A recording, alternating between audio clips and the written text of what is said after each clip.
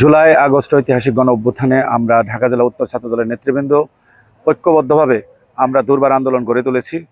আমরা সাভার পাকিজার মোড়, মুক্তির মোড়, জাহাঙ্গীরনগর বিশ্ববিদ্যালয়ের ডেরিগেট, জাহাঙ্গীরনগর বিশ্ববিদ্যালয়ের শহীদ মিনার এবং ধামরাইয়ের ঢলিবিটা, বাইপেল মোড় বিভিন্ন স্থানে আমরা আন্দোলন সংগ্রাম গড়ে তুলেছি।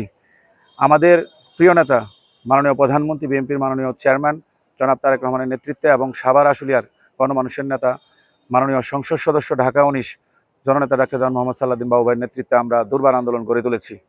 আমরা বৈষম্যহীন আগামীর বাংলাদেশ দেখতে চাই এবং বৈষম্যহীন বাংলাদেশ গড়ার স্বপ্ন নিয়েই আমরা আন্দোলন সংগ্রাম করেছি।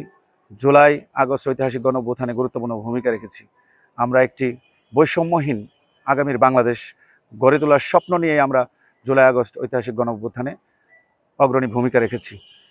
আমরা সফল হয়েছি। স্বৈরাচার সরকারের হাসিনা পালিয়ে যেতে বাধ্য হয়েছে এবং এটি একটি মেসেজ, যারাই স্বৈরাচার তাদের এভাবেই বিদায় নিতে হবে, এটি হলো একটা মেসেজ। বাংলাদেশের সর্বস্তরের জনগণ, মুক্তিকামী জনতা, ছাত্র জনতা এবং সকল শ্রেণী পেশাজীবীর মানুষ এই আন্দোলনে অংশগ্রহণ করেছেন, যার দরুন এই স্বৈরাচার সরকারের পতন ঘটাতে আমরা সক্ষম হয়েছি। আমরা এই সাভার আশুলিয়ায় যারা শহীদ পরিবার রয়েছেন তাদের পাশে দাঁড়িয়েছি, আমাদের মাননীয় এমপি মহোদয়ও তাদের পাশে দাঁড়িয়েছেন এবং সকল শহীদের আত্মার মাগফিরাত কামনা করছি এবং যারা আহত তাদের দ্রুত সুস্থতা কামনা করছি। এবং এই জুলাই আগস্ট ঐতিহাসিক গণ অভ্যুত্থানের যে চেতনা, সেটি সমুন্নত রাখতে হবে।